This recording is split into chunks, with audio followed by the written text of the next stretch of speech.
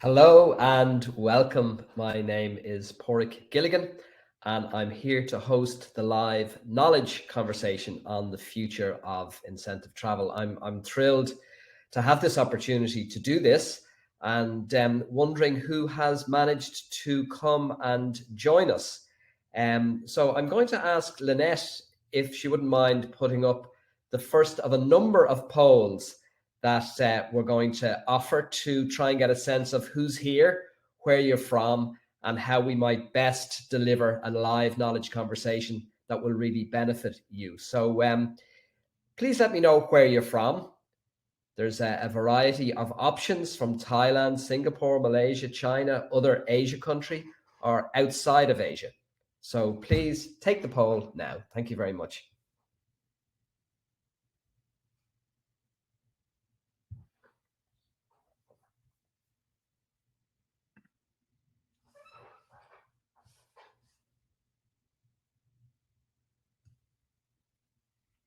Excellent.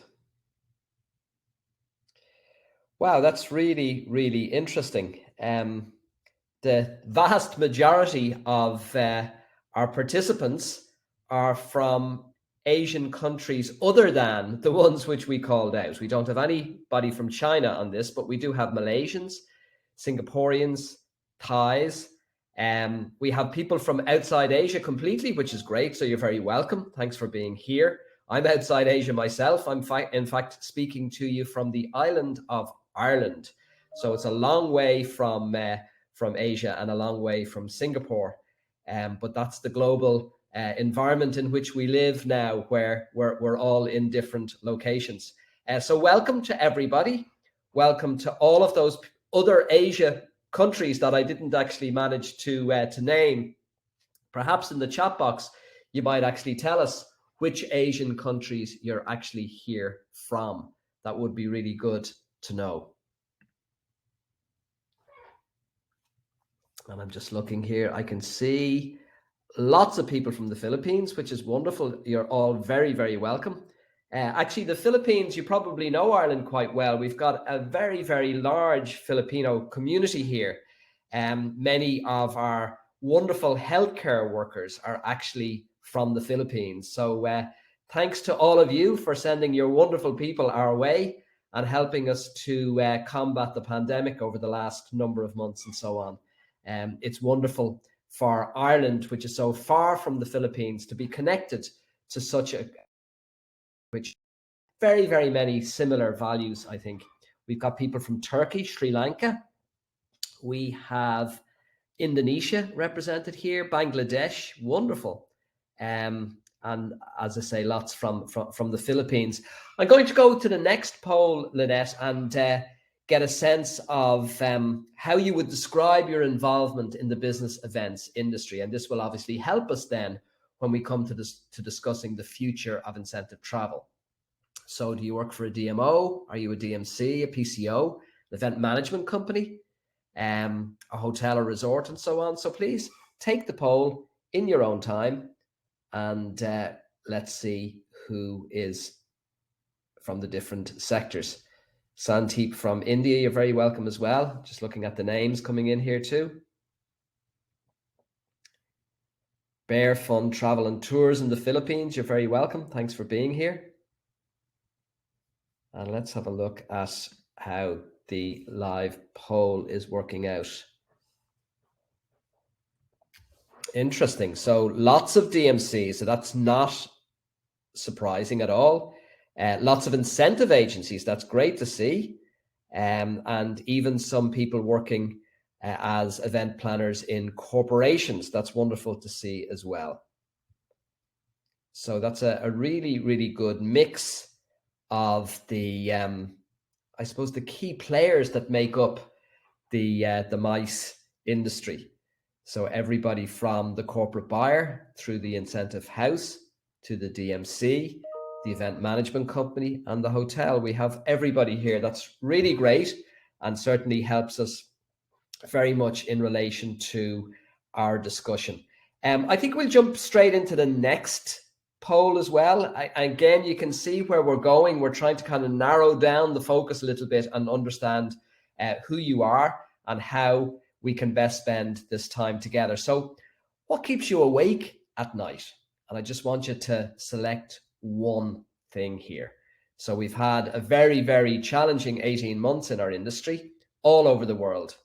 And that's the extraordinary thing, and probably the single hallmark of the experience that we've been living over the last 18 months is that it hasn't been limited to one location. It's really been global, it's been universal, and everybody has had to deal with the challenges of dealing with this extraordinary kind of occurrence in our lifetime. Who would have imagined that we would be brought to our knees globally by a pandemic? So just looking at the answers here, most people are awake at night because of the general uncertainty around recovery. When will we be back to normal? I suppose it's the question that we all want to know the answer to. I hope to be able to help you with that a little bit. The instability of your company or your employment. Will I still have a job in 3 months' time? That's a real concern, a very, very real concern for us all. Closed borders and the ongoing restrictions around travel, particularly from outside the APAC region. And I think that's a very real concern. I know many of the DMCs and the hotels who are listening, you will have a dependency on international visitors coming from the US, coming from Europe, and those visitors are not able to travel at the moment. So that is a concern. And when will those borders be properly reopened? Again, we can say some things about that, but in some cases, we just still don't know. And then less concern around the recession that may happen after the pandemic ends and so on. So let's just take that biggest concern, which is just the whole thing about recovery, which obviously relates very much to the heart of the future of incentive travel. And I can help you maybe a little bit by sharing with you some of the research that Sight Foundation has been doing. The first piece of research that Sight Foundation did goes back about a year ago. So it was conducted during the pandemic, and it was conducted in consultation and partnership with two other associations, the Finance and Insurance Conference Professionals Organization. So that's an organization based in the United States and made up exclusively of corporate planners working in insurance and finance companies. So they were research partners with Sight. And the other was IRF, which is the Incentive Research Foundation, which is a body dedicated very much to research. And we've been doing the ITII, as we call it, the Incentive Travel Industry Index, for a number of years together. And last year's index was particularly interesting because it took place during the pandemic. So it sketched out a picture of how incentive travel was perhaps changing, developing, evolving as a result of what we were seeing in the pandemic. But it was very early in the pandemic, and certainly at a time when we didn't know how long the pandemic was going to last. But some of the initial things that emerged in that research program are also borne out in two other research programs that I'll talk to you about, which are both called Corporate Insights. And these are very dedicated programs that were conducted with US corporations in April and again in September of this year. So they're the three pieces of research that I'm going to refer to in relation to the future of incentive travel. And there's a number of things that we can say. I'm going to ask Lynette to put up the next poll because in a way the answers are partially in the poll. And I'll ask you not to, sorry, so the one after this, we're going to skip this one, Lynette, and just go to the next one after that. Sorry for the confusion there. Yeah, so this poll, I don't want you to take it yet, so hold off for the moment.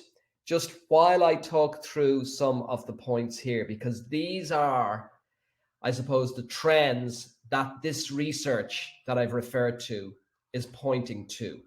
And I want to ask you at the end to maybe select two which most resonate with you. So don't make your votes yet. Hold off until we just go through what these trends are. Now, the first trend that the research showed, and it's continued to show this. So we're talking about three different research pieces, one happening the beginning of 2020, another then in April of 2021, and a third in September of 2021. So they're the three moments that the research took place. And in all cases, what we're seeing is that incentives are smaller, more intimate, but also more exclusive. And that's obviously, it's good and bad news.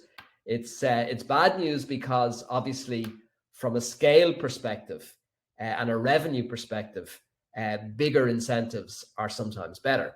However, from the perspective of the effectiveness of the incentive travel program, what corporations are finding is that there's an even bigger return on investment from this smaller, more intimate and more exclusive gathering. That continues to happen. I'll explain how it happens. In fact, it's the second point here, but incentives are taking place despite the fact that we do have a pandemic. And when they take place, they're smaller, they're more intimate, and they're more exclusive. So what does that mean from the hotel perspective? What does it mean from the DMC perspective? We have lots of hotels and DMCs on this particular call. Well, I think it means that our event design, our incentive experience design, has to actually take these characteristics into account. So we have to look for intimate experiences that we can offer to incentive qualifiers. We have to look for even more exclusive experiences that we can offer to qualifiers, because they really have to be bucket list experiences, as we say. They really have to be unique and different. And they will involve smaller groups. Now, I think that's good news as well, because certainly many incentive travel experiences can be limited by virtue of the size of the group. The group is sometimes too big to be able to actually accommodate the numbers that maybe the different exclusive and intimate activities that you'd like to be able to offer are able to accommodate. So therefore, this is a good thing. The second thing, I said incentives continue to take place, and you're wondering, well, how is that the case? Because I'm not maybe seeing them. Well, they're taking place on a local, on a national, and on a regional level. So if I talk specifically in relation to the United States, for example, there are lots of incentive travel programs that are operating within the United States. So last week, for example, Site was involved with a webinar on Friday of last week, and one of our speakers was Kathy Roach, who's with Southern Western, which is a finance and insurance company that uses incentive travel as part of its reward and recognition program. And Kathy has had 5 incentives already this year. Usually those incentives would go overseas, but in the case of each of the 5 of them, they stayed locally. They stayed within the United States. So even though it's a loss for, say, Europe or Latin America or Asia, who would maybe have had the ability to host those incentives before, it's still good news for the local destination. And that applies obviously in Asia too. So if United States corporations are staying local, national, and regional, well, then so too are Asian corporations. They're also staying local, national, and regional. So the Asia corporation that perhaps would have gone maybe to Europe or would have gone to the United States, that incentive is now going to China or Malaysia or Thailand. In other words, it's staying within the region, and that's really, really good news for the for the local DMC and hotel host community that normally hosts those incentives. So what does that mean for DMCs and hosts and hotels? Well, obviously it means a change in the marketing messages. Now you're reaching out to organizations within your own region. Now your program design, your incentive travel experience design has to reflect perhaps the tastes of a more local or national or regional audience of qualifiers, as opposed to people from the United States, people from Great Britain, people from Europe. So that's the second trend. The third thing we're seeing is that incentives will favor countryside over city and outdoors over indoors. So in the past, there was a strong tendency for incentives to go to the big, exciting cities in the world: New York, Shanghai, Bangkok, Sydney, all of those big ticket hotels that have a huge kind of profile. You see them in movies and so on. And it was always very exciting for an incentive qualifier to go to such a location. Now they're avoiding cities, and now they're looking at countryside locations. So if your destination, if your hotel or resort has lakes, mountains, outdoor, rivers, seas, and so on, these are all good things, because this is the outdoors environment that incentive travel qualifiers are now seeking. And you know why? It's because of safety concerns. So that's the third. The fourth then that I want to highlight by way of the future of incentive travel is that individual and hybrid incentives will be often offered as an alternative to group incentives. And again, from a DMC perspective, from a host hotel perspective, this has to inform your planning as well. What are individual incentives? Well, individual incentives is where instead of traveling as a group to a destination, the incentive is offered to the individual and that individual's significant other. And they travel as a couple, with everything paid for by the sponsoring organization in exactly the same way as an incentive travel experience would work. What they miss out on, obviously, is the bonhomie, the collegiality, the connections with their peers at work. But in the context of pandemic, individual incentives where the individual can make the choice to travel or not to travel, as opposed to the corporation, that's a really, really good thing. There's a hybrid version of that where instead of individuals, it might be small groups traveling together. And those small groups then are often linked up using technology so that they can share experiences with each other in the evening time. So it replicates a little bit what happens in a normal incentive experience where the qualifiers are enjoying a day in a destination, and then in the evening they all get together for a pre-dinner drink, and the conversation is very animated as they talk about the wonderful experience that they had. So that the hybrid incentive model, which is very much just starting off, it's not well developed, but it offers that opportunity, which is obviously an interesting kind of change and an interesting element in the future of incentives. Second last trend I want to highlight for you in relation to the future of incentive travel is that destination selection will be mediated in the first instance by health and safety concerns, or via the health and safety prism. In the past, destination selection was always mediated by destination appeal. In other words, a corporation would select the destination that they were taking their qualifiers to based on the intrinsic appeal of that destination. So was it a destination with a high profile for enjoyment, for deep cultural experiences, for fun, for history and heritage and so on? If it was, it would have appeal. And that would be used then as part of the marketing of the entire program to the qualifiers. But now destination selection is much more likely to be mediated through health and safety concerns. So again, in terms of the DMC, the DMO, and the hotel, you really need to make front and center the health and safety precautions that you've put in place to ensure the protection of individuals who are visiting your location. Finally, then, sustainability and corporate social responsibility will become increasingly more important in incentive travel. And this is, it's certainly partially related to the pandemic, but it's more a general undercurrent that's been happening in the corporate world for the last about 5 years, where corporations have become a lot more focused on purpose, a lot more concerned about why they exist, and a lot more concerned about how they can actually make a positive difference by virtue of their existence. And that means being conscious of sustainability, and it means being aware of your responsibility as a corporate citizen.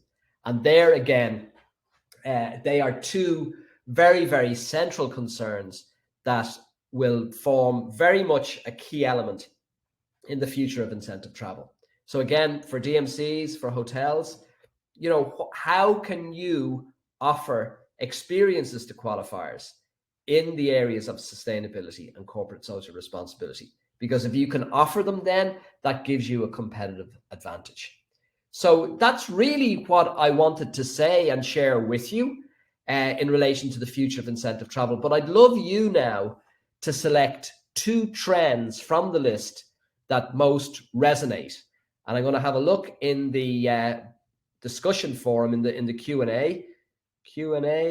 There is nothing at the moment, but in the discussion forum, I'm going to have a look in there and see if you have any specific questions that perhaps I can help you on in the last about 9 minutes that we have together. So just commenting on your responses here, that's very interesting. 38% of you are seeing, yes, incentives will be smaller, more intimate, and more exclusive. The same number, 38%, is seeing that destination selection will be mediated in the first instance via the health and safety prism. And then 25% of you are seeing that incentives will favor countryside over city and outdoors to indoors. So I think that it's interesting that nobody has selected incentives will be local, national, and regional. And I'm just wondering if anybody might be able to comment on that in the discussion forum. Or indeed, the sustainability, corporate social responsibility hasn't particularly resonated. So again, if you have a comment on that, please put it in the discussion forum. I'd love to hear your views as well.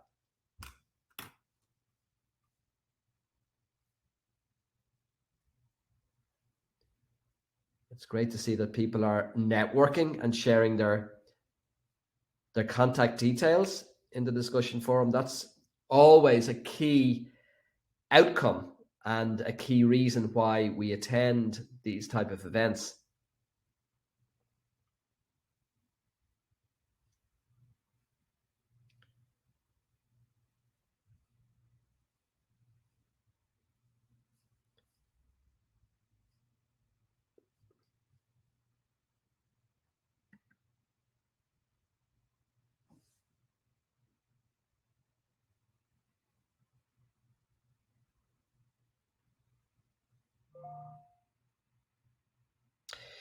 So Lynette has put in an interesting question.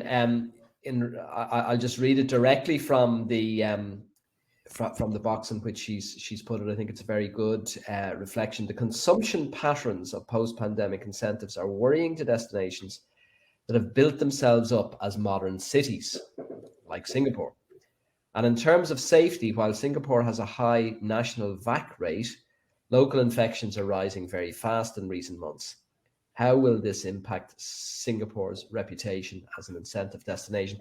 Well, I think it's interesting that you say that. I think the most important point you're making there, Lynette, is the fact that there is a high vaccination rate. Live Q&A. This is a copy from live Q&A. Sorry? There's a high vaccination rate, and that's that's really, I think, the key element for a destination, because with vaccination rates, if they're high, well, then ultimately there will be a fall in the actual incidence of the virus spreading. So back over to the other discussion forum. I'm delighted to see that there's lots of comments coming in here. Foreign travel is still a very attractive incentive. Yeah, I think I agree. The difficulty is that we don't have open borders everywhere, which means it's not something we can rely upon. So that's why I think we're seeing that there's, within Europe, for example, Irish people can go to Italy and Spain and Portugal and France and so on. French people can go to Great Britain. So there's travel within Europe. But at the moment, Europeans cannot get into the United States. So there's an example really of where we might like to go to Disneyland in Florida, but we're not able to because the restrictions are still in place, but they're not in place in our region. So that's why I think we're seeing this local, national and regional graduation in terms of the recovery. Manuel says, for now, incentive tour will be limited, slow in movement due to precautionary measures. I agree with that. We'll still see many, Sandeep says, we'll still see many groups going from India to other incentive destinations. That's interesting, and again, I think it's based on whether those destinations are open. So what are the destinations that India has a buddy relationship with? I think Indians can probably get into the Middle East, into Dubai and Abu Dhabi. So that would mean there will be incentive travel trips going there as well. Enor has said, for now, national will continue, but near future people prefer to go outside country. And that's definitely the case. I mean, that's why incentive travel is as appealing as it is, because it brings us to another destination. It gives us that transformational impact of being somewhere we've never been before, and really giving us kind of an in-depth experience of a different culture, a different heritage, a different society. And that's what makes it transformational, as I said. So yeah, we'll always want that. We just may not have the ability to do it due to the fact that borders remain closed. Angela is talking about less crowded and exclusive places will be preferred. Yeah, that's definitely what the research is telling us. And that's really what's making the choice of destinations, I think, so much based around health and safety, as Eunice is saying here too. Let me see if there's anything else. Yeah, Avinash is saying, sad to say, but I think MICE will be more local and smaller groups. Yeah, but I think, Avinash, the crucial thing is that, as we've been saying all along, this too will pass. We will get back eventually to a situation where there will be open borders again, and we will be able to travel. We will be able to discover those wonderful places in Vietnam, in Singapore, in India, in Bangladesh, in Philippines, and all the beautiful places around the world. But it's going to take time, and we have to be patient, and we have to cut our cloth to suit our measure, as we say. In other words, we have to build our businesses around the opportunities that are available to us, not just in the future, but also now. And there are opportunities available to us now that we need to be able to take. And that will involve repositioning what it is we're offering and reimagining the audience for whom we're actually doing that repositioning. Karen says, I understand the need to play up safety messages in destination marketing going forward, but I imagine more destination marketing materials are going to read the same. Hardly sexy. How would you recommend CVBs stand out? It's a brilliant question. It's an absolutely brilliant question, because, of course, nobody wants a very serious message about how safe your destination is. It isn't sexy. It isn't appealing. It doesn't really kind of stir the imagination or make the heartstrings play and want to go there. But I think that's where creativity comes in. And I think, you know, if you look on social media, you will see some examples of absolutely brilliant marketing messages that manage to strike the balance between reassuring people that, yes, it is safe to come to our country, but you're not losing out on any of the wonderful experiences that you would normally have there. So that is the challenge for a destination marketing organization, for a CVB, is finding that balance, working out what that reassurance looks like. But you will find some great examples. And to be honest with you, it's an experience that, or it's a particular positioning that is not unique to Asian destinations or European destinations or North American destinations. Everybody has the same challenge. But I think it's a great point, Karen. So thanks for making that. And Leonora says, yes, we're optimistic that travel, tourism, business will bounce back soon. And I think with that, we will end our session together on that positive note.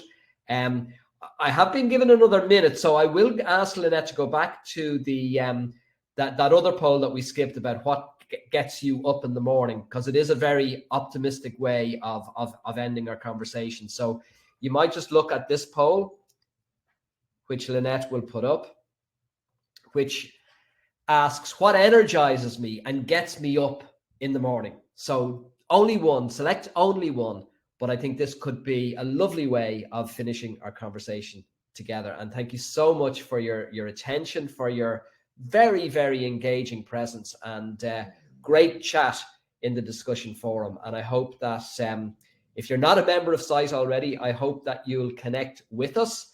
We've just launched our new website, siteglobal.com, and we have lots of plans for Asia. So did we manage to get any traction on that final poll? Let me have a look. Oh, that's lovely to see, because that's where I am as well. You know, what energizes me very definitely is the almost endless new possibilities emerging in a brand new business environment. So let's leave it at that, and let's really aim for finding those endless new possibilities that are emerging in this brand new business environment. All the best. Bye-bye. Thank you very much.